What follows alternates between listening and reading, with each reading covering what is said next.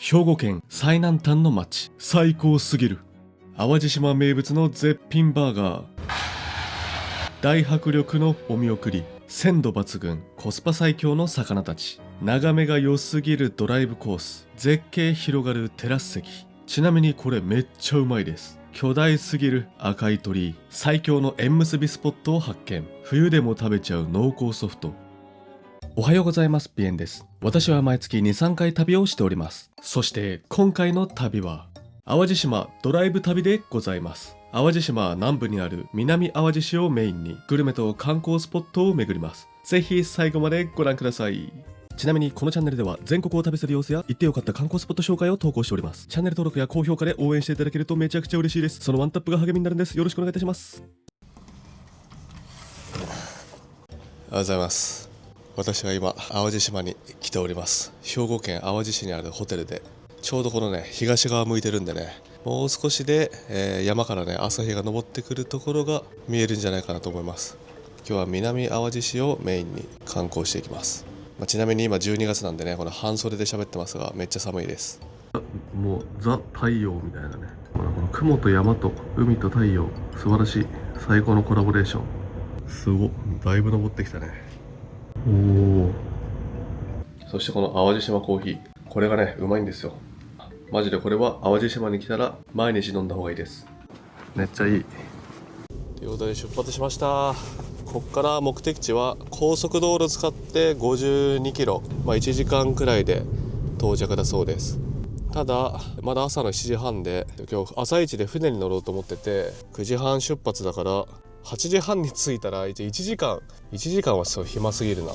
下道でのんびり海沿いドライブしながら向かうっていうのもありなんだよな。海沿い来たー。おー、やば、眩しい。左頬だけ熱い。今日が一番天気良さそうだね。ちょっとねナビのルート無視して28号南下してきたんですけど、ちょっとあれですね、思ったより混んでるので、途中からやっぱまた高速で行った方が良さそうですね。ここから高速道路入りやーす。津内一宮インター、よいしょー。まだ30キロもあんのか。これは下道で行ったら絶対に無理だったね。徳島方面入ります。でここで降りるパターン、西段三原で降りて、であと8キロで到着ですね。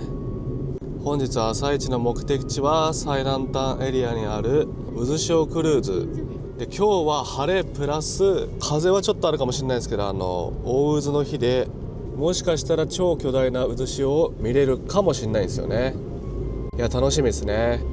ETC 通過740円、あと3キロで到着です。歓迎南淡路市。いつの間にか南淡路市に入っておりました。そういえば南淡路温泉郷、温泉もいいね。看板ありましたね。渦の丘大鳴門橋記念館と道の駅渦潮はこれを右で8キロで、道の駅福良渦潮クルーズはこのまま直進でございます。あと 1.4 キロ。船がね事前予約できるんですけど、平日だし朝一だし直接受付でチケット買おうと思うんですけど、で駐車場入り口がここですね。道の駅福良、意外と止まってますね。逆にみんな朝一の船で予約なしで来てるから、満席ってことはないと思うけど、思ったより人いますね。乗船券売り場とかまだ開いてないのかな、もしかして。9時半出発だけど9時まで開かないとか、そういう感じなんですかね。朝9時からだからまだ買えないんだね。どうやら9時になるまで中には入れないそうです。ここか、現在地。足湯は朝10時からか。まだ入れなかった。10時からです。奥に進むとフォトスポットがありました。すごい、船長服仮装グッズ、コスプレして撮影できるじゃん。無料貸し出しの衣装がかなり充実しております。今日はこれに乗って渦潮を見に行きます。昨日も思ったんですけど、淡路島ってフォトスポットのクオリティめっちゃ高いんですよね。このハンドルもまさかのちゃんと回ります。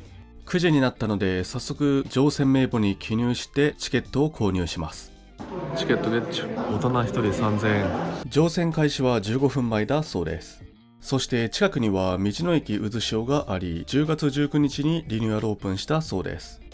めっちゃよくない？まさかのこんなところに玉ねぎスープ。あ、オッケーオッケーオッケーオッケー。ほらほらほら、うまっ。はい、いってらっしゃいませ。どうぞ。はい、どうぞ。いってらっしゃいませ。右にある日本丸で乗船時間は約1時間だそうです。60分の船旅でございます。あ、北海道くれるんじゃない？はい、いってらっしゃいま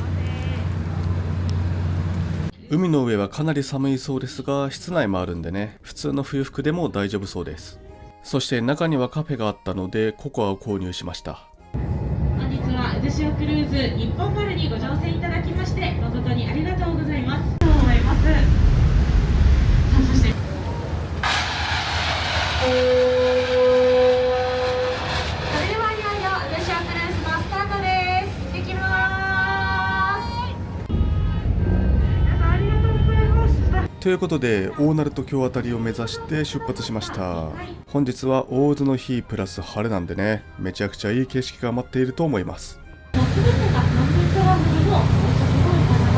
ごい。おー、めっちゃいる。晴れてるからこうやってむしろ外の方が日が当たってあったかいわ、意外と。お目当てはうずしおなんですけど、大鳴門橋に着くまでの景色もこんな感じでめっちゃ良かったですね。あとはガイドさんがずっとねアナウンスしてくれるので、1時間飽きることなく船旅を楽しめました。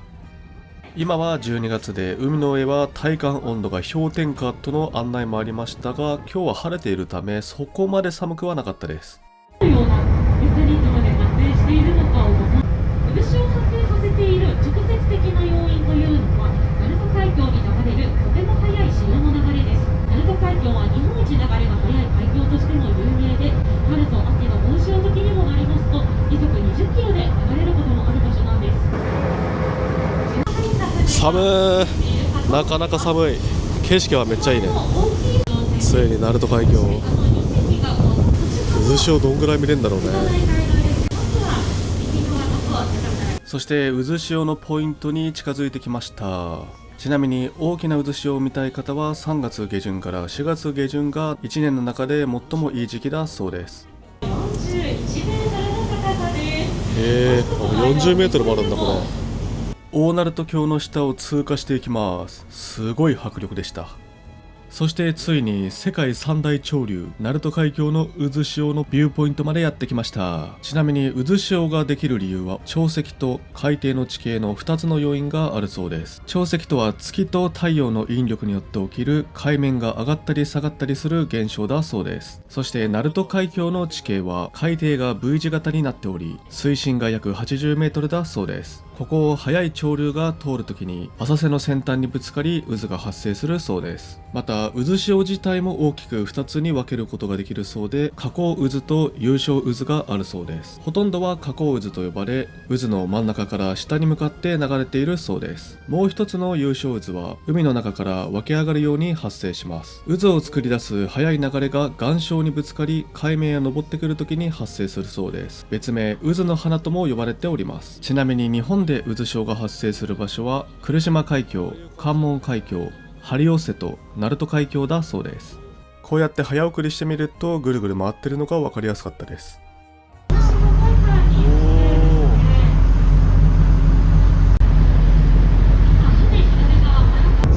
やーすごかったね。無事に帰ってきた。声量すごくない？めっちゃ通る声してる。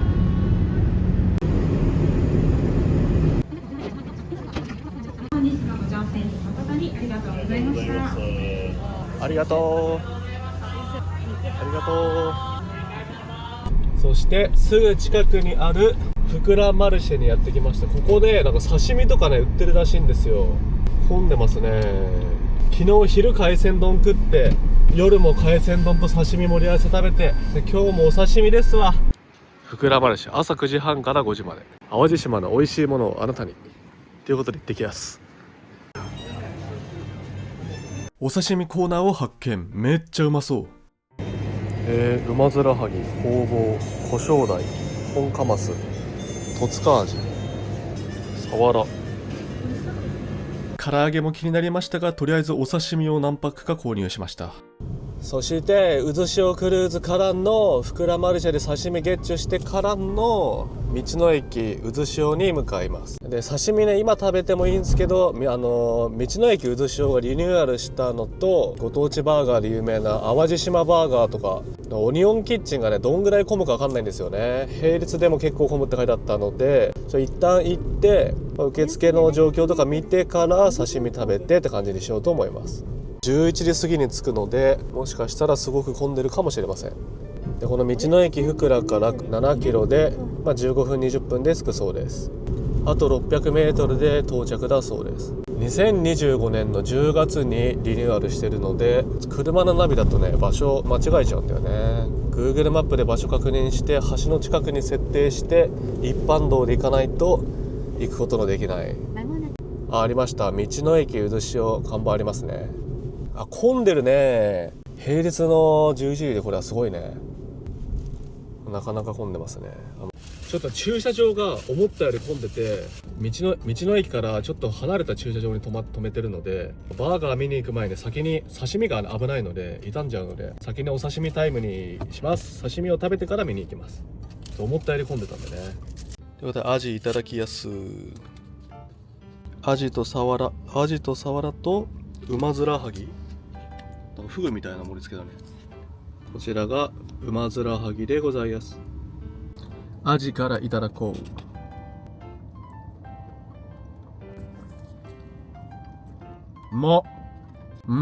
やっぱ朝一はね、刺身ですね。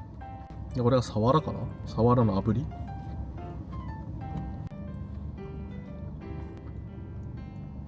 うまいわ。サワラうまいな。アジもうまいけどサワラうまいわ。馬面はぎ、名前はなんかさ、その美味しそうに見えないんですけど、馬面はぎコリコリ系だね。コリコリ系ですね。肝と一緒に食えるのがすごいね。コリコリ系が好きな人はこれ絶対買った方がいいです。個人的にはちょっとサワラがね一番うまいかもしれんな。一瞬でなくなってしまった。いや、いい場所にあるね。すぐ目の前に橋があります。道の駅渦潮、あれかな、こっからもさギリギリ渦潮見れるのかな。淡路花遍路第39番花の札所。展望台食堂バーガーショップは左の方向にお進みください。ミルクソフト専門店ショップは右の方向にお進みください。新しいし道も広い。喫煙所とかあんだね。展望台もあるよ。横におにぎり屋さんとなんか定食屋さんもあんだっけと、オニオンキッチンの入り口どこなんだろう。先にレストランに行きますか。食券購入して、でモニターに表示されて、なんかマック的な感じか。何にしよっかな。おにち系セットでいいんじゃない。おにち系セットだとバーガープラスサイドプラスドリンク100円お得。全国1位の看板バーガーがこれ。おにち系セットで2200円。営業時間は朝9時から4時半まで。受付が玉ねぎになってる。チーズタッカルビバーガーもちょっと気になるね。オニオンリングにして、ドリンクはミルクシェイクにするとプラス100円で税込みで2300円です。待つことを数分、淡路島バーガーとシェイクがやってきました。ご当地バーガーグランプリ1位を獲得したこともある淡路島バーガーをさらに進化させたオニオンビーフバーガープレミアムでございます。淡路牛と玉ねぎカツをからしマヨネーズや自家製トマトソース、レタス、オニオンスライスなどと一緒にバンズで挟んでおります。お肉の旨味や玉ねぎの甘み、ソースの酸味が合わさってめっちゃ美味しかったです。ミルクシェイクも最高に美味しかったんですけど、ハンバーガーと一緒に頼んじゃうとハンバーガー食べ終わる頃には溶けちゃうんでね、別々で買えばよかったです。肉巻きおにぎりと味噌汁とお茶。茶って書いてある。オニオンリング。いやー、こちらもなんかね、新食感というかね、玉ねぎを包んでる生地がねちょい分厚めでね美味しかったです。肉巻きおにぎりも美味しかったんですけど、ちょっとね食べるのが難しかったっすね。ちなみにこちらのお店でございます。でこっちがオナルト橋。おお、すごい近っ。明石海峡大橋とはまた違った素晴らしい景色でございます。あそこの階段から登っていくとここに展望エリアがあるんですかね。戸崎灯台。鳴門海峡に細長く突き出た戸崎はかつては軍の要塞があり砲台も築かれていました。昭和39年3月25日に完成。こちらには小さな神社がありました。鳴門岬神社というそうです。あ、これが砲台跡なんだね。戸崎砲台は明治32年に旧日本陸軍が作った鳴門要塞の一施設だそうです。そして道の駅のリニューアルに伴い発掘調査を行った結果、カノン砲を設置していたドーム状の施設が出てきたそうです。あ、すごい。ここが展望テラス的な。さすがにここはあれか、椅子とかテーブルはないね。あ、いいね。この緑の芝と海の青と空の水色と素晴らしいコントラストだ。こっち側もね、意外と山方面も綺麗です。迫力がすごいわ。で、この、大鳴門橋を渡ると徳島県鳴門市でございます。続いて1階にあるショップ渦の国やミルクスタンドを見てみます。で、1階にミルクスタンドがあります。こんな感じで飲食スペースも広々としております。ショップ渦の国の手前には渦棒のくじがあります。1回1000円でございます。外れがないので1000円で確実にぬいぐるみがゲットできます。トレーナーやステッカーなどオリジナルグッズもたくさん売っていました。ドレッシングさ、そんな売れてんだね。玉ねぎスープ。本日3回目じゃない？こちらのショップ、奥行きが広くですね、かなりたくさんのお土産が売っていました。しかもデザインもおしゃれでしたね。こんな感じでデザイン性のあるお土産がたくさんあったんでね、ただ見てるだけでも楽しかったです。そして相方がくじ引きにチャレンジすることになりました。全然取れない。全然取れない。あ、取れた？さあ、結果はどうか。さあ、なんだ。で4等4等。まあでも実際一番ちょうどよくない？特賞当たったら飛行機に持ち込めないからね。まあ、ちょうどいいじゃん。渦棒のぬいぐるみゲット。これ逆に4等が一番いい説あります。そして休憩がてらミルクスタンドで渦潮あん団子ラテをいただきます。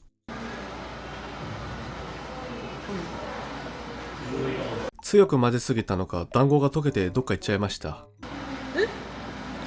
いやいや、1個しか食べてないよ。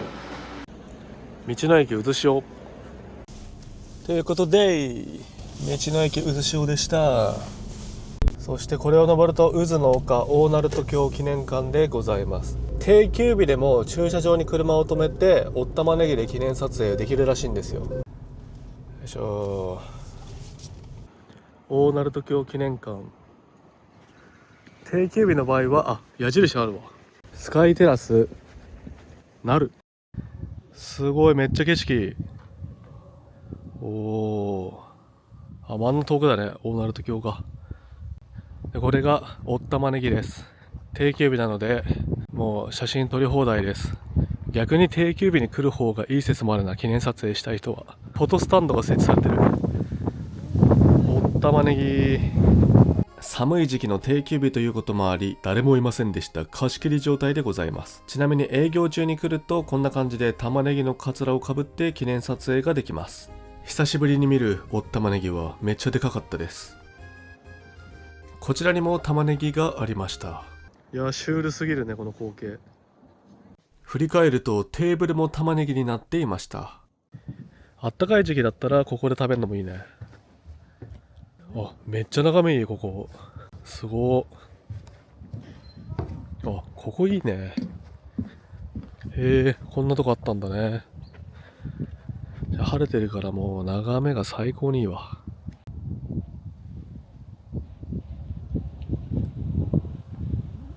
この椅子は100キロくらいまで耐えられるそうです。お、怖っ。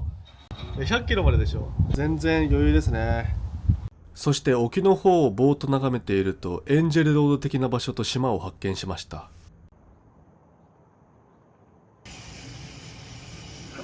次の目的地まであと3キロ。これはね、瀬戸内海国立公園。海沿いの道に出ました。すごい日差しも相まって海がキラキラですごい景色になってます。こっち側に来ると交通量が一気になくなって快適ドライブでございます。淡路蛇のヒレアウトドアリゾート、サウナもあるんですよね。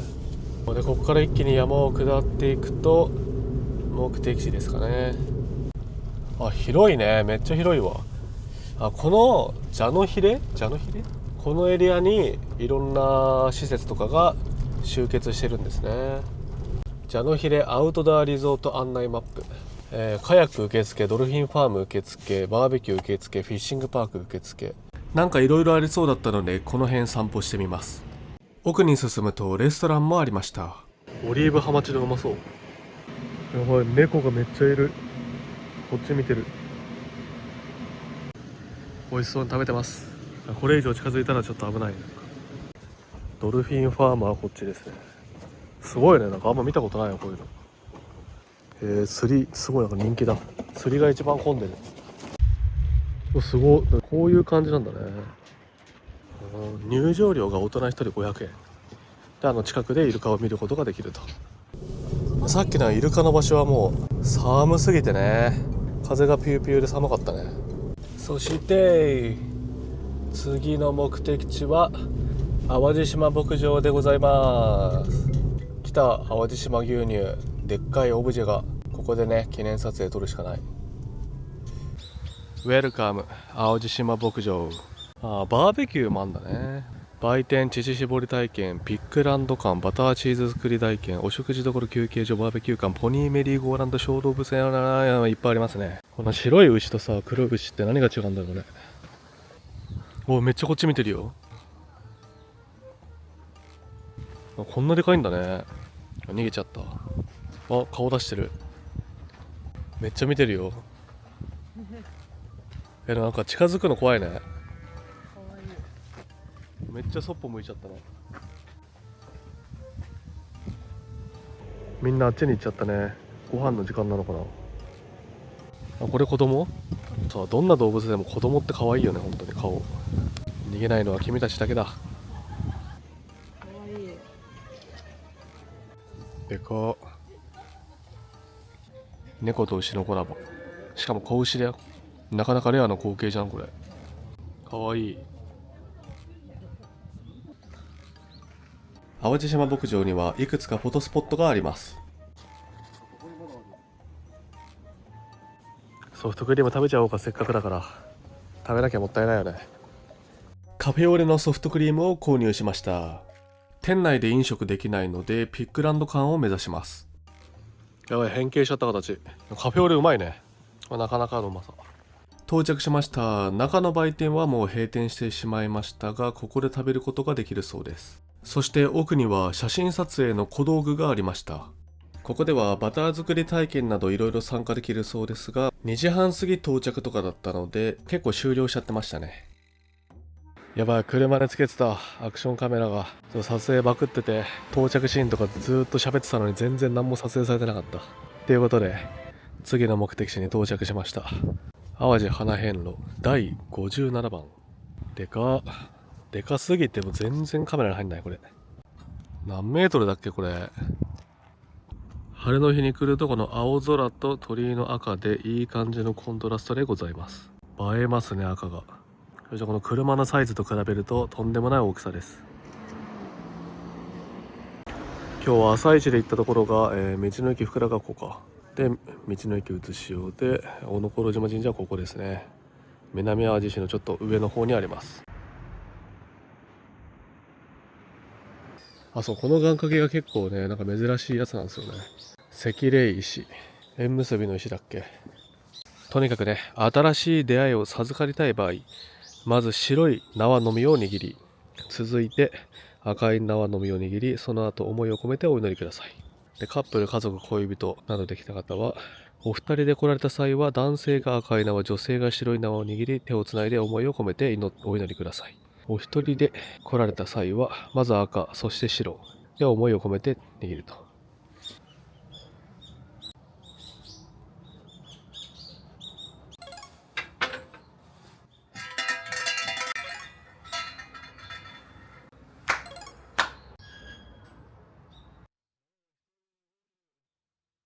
素晴らしい景色だ。そしてさらに奥に進むとまた神社があり、こちらは八百万神社というそうです。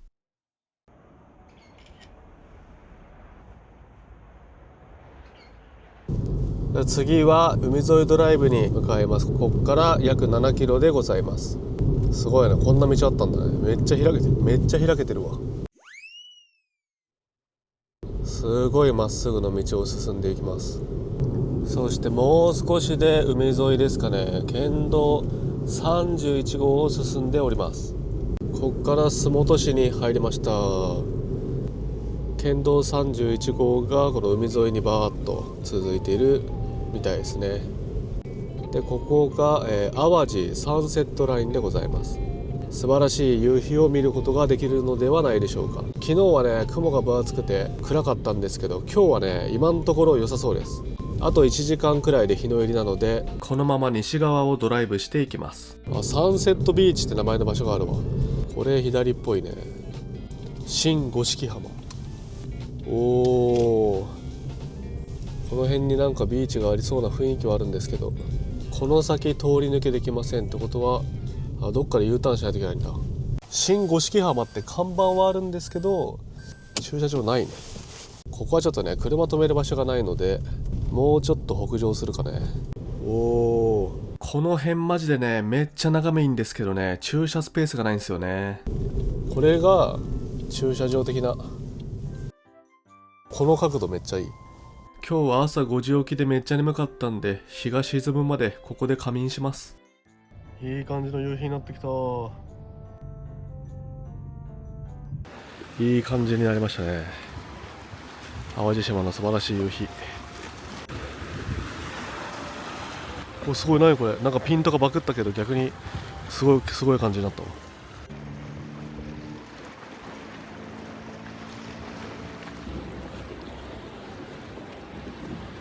さっきまであんなに眩しかったのにあっという間に沈んでしまいました。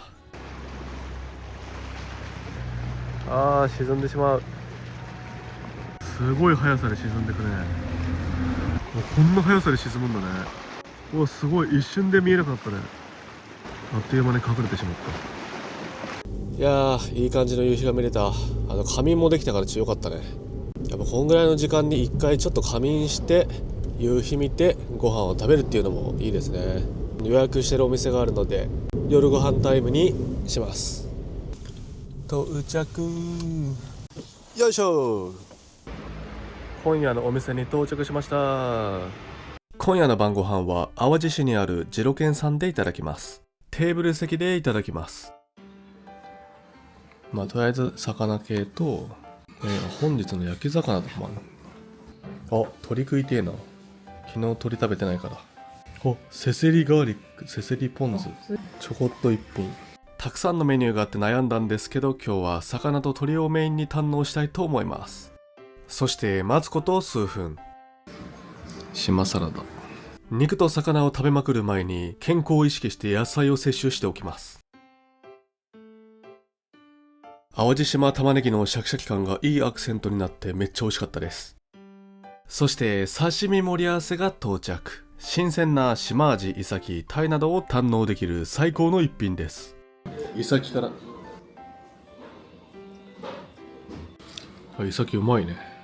鮮度抜群で風味も最高でした。長ハゲの刺身、長ハゲの肝と長ハゲ、島アジ、輝いてる。いやー、刺身全部美味しかったですね。特に島アジとイサキが最高でした。4食連続でさ刺身食ってるよね、魚。そして続いて茶碗蒸し。すごい。茶碗蒸しにも淡路島の玉ねぎが入ってる。うまそう。タコも入ってる。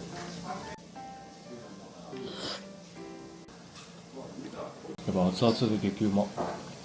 せせりガーリックと味のたたき。さっき刺身盛り合わせ食べたばっかりなんですけど、追加でまた魚食べたくなっちゃったんで、アジのたたき、そして鶏肉タイムということでせせりをいただきます。せせりガーリック、これはうまいね。いや、これうまい。このせせりの旨味とね、ニンニクの風味が合わさってめっちゃうまかったです。一瞬でなくなりましたね。からの味のたたき。刺身の味も美味しいんですけど、たたきにするとね、また食感とかが変わってね、いいんですよね。昼に食べた味もうまいけど、これもうまい。2日連続で最高のようだ。続いての鶏肉料理がやってきました。これが鶏もも鉄板焼き。めっちゃうまそうこれ。熱々のうちにいただきます。このジュージューいう音とね、濃厚なタレの風味と鶏ももの食感とも最高ですね。食欲が止まりません。あっという間になくなっちまった。人間の生存本能というかね、やっぱうまいもの見つけると取られる前に自分の皿に移しとこうということで、お互いにね、一瞬のうちに皿に移していました。うまかった。あっという間になくなったね。いやー、魚と鶏最高でした。ごちそうさまです。魚と鶏肉が好きな人は絶対に行った方がいいです。あれは平日の夜でも結構混んでたんでね、行けるんだったら5時台とかにね、予約していった方がいいと思います。米とか麺とかをね、さっき注文してなかったんですよ。ご飯物食べてなかったので、グルメからのグルメタイムということで、言うてまだね6時台ですから、まだ6時40分なので、ホテルに戻るね通り道に飲食店があるので、そこでね台湾料理でもね食べようかなっていうことで、東京でしかね台湾料理とか中華料理食べてないからね、この旅行先で食ってみたかったんですよね。まさかの行こうと思ってた台湾料理屋が Google マップだと営業中になってたんですけど、真っ暗であれと思ったらやってなかったっすね。わあ、ちょっと今なんかね担々麺とかラーメンとか食べる気分だったから、ちょっと腹減ったな。逆にちょっとローソンで緊急会議を開催いたします。2軒目のお店に到着しました。こちらのお店でいただきます。ちなみに先ほど食事したお店も今から食べるお店もどちらも淡路市にあります。メニューはこんな感じでございます。人気メニューの中から注文しようと思います。ちなみにこちらはジャンフーと読むそうです。淡路島出身の店主が開いた中華居酒屋だそうで、淡路島の食材を生かした島中華を味わえるお店でございます。そして注文の品が到着。台湾ラーメンと焼き餃子でございます。担々麺とはまた違った風味の辛さでね、麺の食感も良くめちゃくちゃ美味しかったです。餃子との相性も抜群でしたね。この外パリパリ中ジューシーの餃子も最高でした。ごちそうさまです。そして無事にホテルに戻ってきました。ただいまー。いやー、今日もね美味しいものいっぱい食べて最高ですよ。もうサウナに入って爆睡します。そして今更ではありますが、2025年12月22日にチャンネル登録者が25,000人を突破しました。ありがとうございます。そして明日、淡路島旅行最終日は洲本市をメインに絶景スポットやグルメを堪能します。次の動画もお楽しみに。ご視聴ありがとうございます。北海道から沖縄まで日本全国を旅行中。チャンネル登録高評価お願いします。